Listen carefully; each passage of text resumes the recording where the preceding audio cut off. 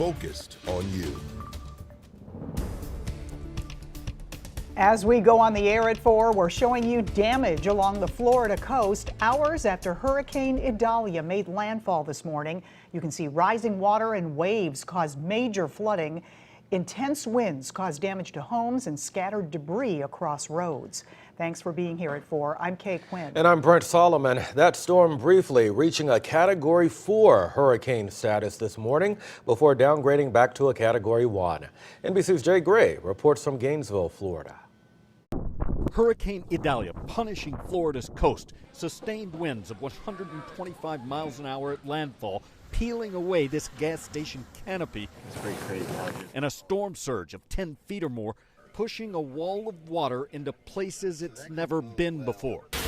Idalia speeding up over land but maintaining its intensity. The trade-off is we get a little less rain maybe, but still enough rain to cause considerable impacts from flash and urban flooding, especially as we go into tonight and Thursday. As the system pushes through. This is an exceptional one, big one. Residents in Cedar Key get a first-hand look at their soaked and battered town. It doesn't look good. All of our commercial buildings downtown are underwater. A huge percentage of our homes have been inundated with water. You can see I'm standing in the middle of State Road 24 right now, and it's completely underwater. Near Tampa, entire communities flooded. Paddleboards now the best way to get around. Everything's underwater. It's like Venice, Italy. Task force teams and first responders working through that water and into some of the hardest hit areas. All 8 urban search and rescue teams are deployed. Our National Guard has folks in places like Taylor County. They're getting on scene there to do things like clear major pieces of the roads and get debris that has been knocked around. But not knocked out, though in some places it will take months to recover. Jay Gray, NBC News, Gainesville.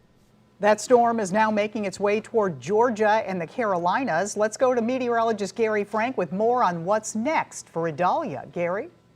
Yeah, as we continue to look at this storm, it's still spinning and providing a lot of rain. That's going to be the big story now that it's worked its way inland as we continue to see that, it's now down to a tropical storm, but it's the significant rain that's going to be the big story here as we work into Charleston. And also what is the not only significant rain, but typically as these storms move in, they also provide a severe weather threat for some of these little brief weak tornadoes. So you're seeing that north of Charleston and Savannah as well as this continues to move in. Right now, though, it's at 70 miles an hour. That keeps it at a tropical storm. You'll see that, and its trend is to work its way away from land as it continues to weaken and work its way back out to sea by Friday. But it's going to dump a lot of very heavy rain.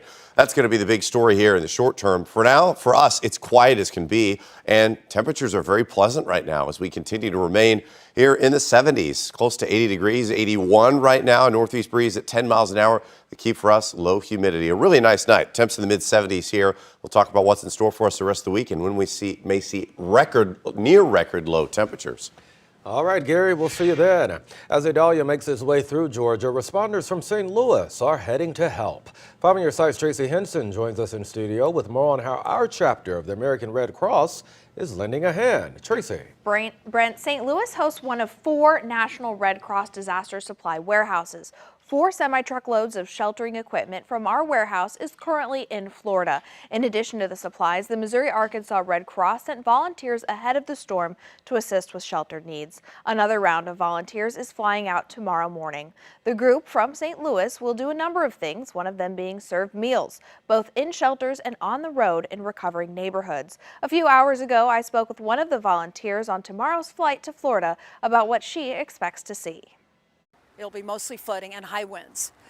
So you're going to see a lot of roofs torn off. You're going to see a lot of damage done to vehicles as well. We'll be in Florida for the next 2 weeks with the American Red Cross. Thank you, Tracy. We're going to stay on top of this storm and the aftermath for you. Be sure to download the 5 on your side app for the very latest information. Developing today, nurses and doctors at St. Elizabeth Hospital in O'Fallon, Illinois are treating patients without internet or phone service. The outage across the hospital sister's health system started Sunday. Nearly all hospitals and clinics remain open, but patients who are scheduled for a lab test have to have a printed form with them. They don't know when the systems will be fully restored.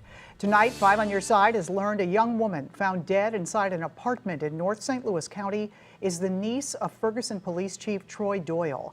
Police were called to Whisper Lake Drive just before 9 Monday night. That's where they found the body of Kayla Patterson. She'd been fatally shot. She was 25 years old. We don't know what led to the shooting. Anyone with information is asked to call Crime Stoppers anonymously at 866-371-TIPS. Today, a woman is behind bars in connection to that deadly shooting in St. Louis back in June. This morning, U.S. Marshals found Sentosa Ingram in Cahokia Heights, Illinois. She's charged with first-degree murder and armed criminal action for the deadly shooting of Rosalind Anderson at her home on Kennerly Avenue. Ingram is being held at the St. Clair County Jail. Well, right now, the St. Louis Board of Adjustment is deciding the fate of a troubled gas station in downtown St. Louis. The property's been the scene of several crimes over the past few years, including a deadly shooting in December. 5 on Your Side's Travis Cummings has been monitoring this afternoon's meeting. And Travis, what's the latest? Yeah, Brendan K., when I left my computer 20 minutes ago, that meeting was still going after 2 hours, and much of that time was spent on this item. The city's zoning investigator presented evidence showing a number of issues. The gas station's owners and their attorney were also on the call and say they are the real victims of what's been happening. Now, just for some context, in July, the BP station at 1401 Shoto Avenue was robbed at gunpoint 2 times in about a week. In June, a 12-year-old girl was hurt by gunfire while buying chips. And in December, a man was killed while confronting teens about a stolen car. Now, there have been 4 of 5 public nuisance letters noted on the property since last June of last year. The city's zoning examiner named issues they've been finding wrong with the property. That includes the store selling items intended for use as drug paraphernalia. Now, we talked to one of the owners off camera today who says they've done their best to work with the city. I feel very sad because I work in here. I own this business from 2006, and I pay a lot of taxes. They're asking about for the payphone, and anyway, I don't have payphone outside. They're talking about the ATM. They said you don't have to get ATM outside. I removed the ATM from outside. I work with the city.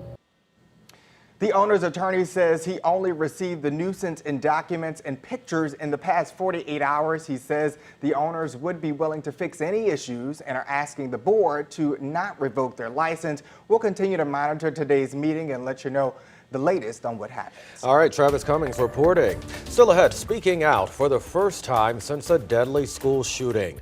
The reaction one UNC student has after learning the identity of the shooter. Celebrating academic success. See if your high school made the list of best high schools in the state.